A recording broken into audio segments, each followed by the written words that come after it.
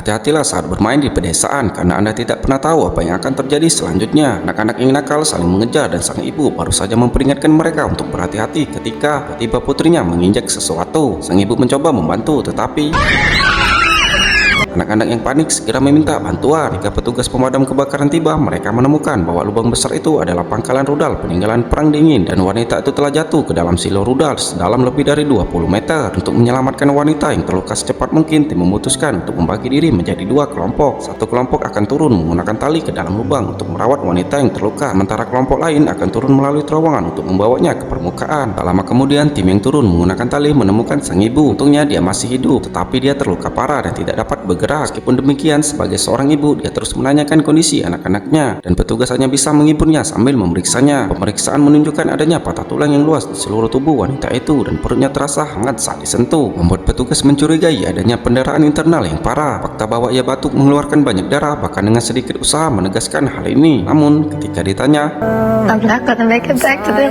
petugas pemadam kebakaran hanya bisa menjawab dengan jujur, tetapi meyakinkan bahwa dengan perawatan tepat waktu ia masih memiliki kesempatan untuk bertahan hidup. Wanita itu menolak. Kata-katanya mengungkapkan bahwa ia tahu waktunya hampir habis dan yang ia inginkan sekarang hanyalah bersama anak-anaknya. Petugas saling bertukar pandang dan akhirnya para medis mengabulkan permintaannya. Dengan nada suara rekannya di bawah, kapten dengan cepat memahami situasinya lalu dengan santai menyerahkan radio kepada anak-anak. Sementara itu tim lain tiba di tempat kejadian, tetapi petugas wanita menghentikan mereka. Rekannya yang bingung bertanya apa yang telah terjadi. Ia ingin berbicara dengan anak-anaknya terlebih dahulu. Ia tidak ingin pergi. Ia tidak ingin mereka mengingatnya sebagai ibu yang berteriak-teriak.